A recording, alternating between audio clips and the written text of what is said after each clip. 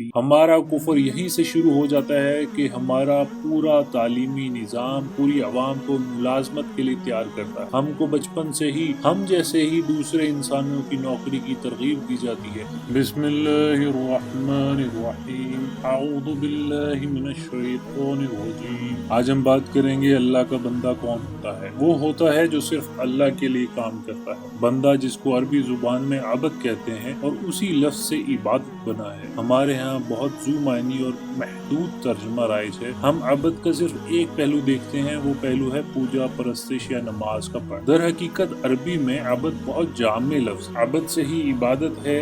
आबिद गुलाम को, मुलाजिम को, नौकर को या नौकरी को या रोजगार को। आबिद की पहचान क्या होती है कि वो हुक्म मानने, फरमाबरदारी करने और खिदमत करने के लिए होता है। जब हम किसी इंसान की नौकरी करते हैं पैसे के लिए तो हम इंसान के बंदे या अब्दुल इंसान कहलाएंगे, ना कि अब्दुल्ला। सूरह काफिरून में अल्लाह पाक ने फरमाया है, कह दो ए लोगो जो कुफर इख्तियार किए हुए हो, नहीं मुलाजमत इख्तियार करूंगा जिसके तुम मुलाजिम बने बैठे हो, और नहीं तुम मुलाजमत इख्तियार करने वाले जिसका मैं मुलाजिम, और नहीं मैं मुलाजिम जिसके तुम मुलाजिम बनते हो, और नहीं तुम मुलाजमत इख्तियार करते जिसका मैं मुलाजिम। तुमको तुम्हारा दीन और मेरे लिए मेरा दीन। हमारा कुफर यहीं से शुरू हो जाता है कि हमारा पूरा तालीमी निज़ाम पूरी अवाम को मुलाजमत के लिए तैयार करता है। हमको बचपन से ही हम जैसे ही दूसरे इंसानों की नौकरी की तरगीब दी जाती है। हालांकि होना तो ये चाहिए था कि एक मुसलमान होने के नाते हम कारोबार करें, कारोबार में शराकत दारी करें और ये काम सिर्फ और सिर्फ अल्लाह के नौकर होते हुए करें, वरना हर काम कुफर और हर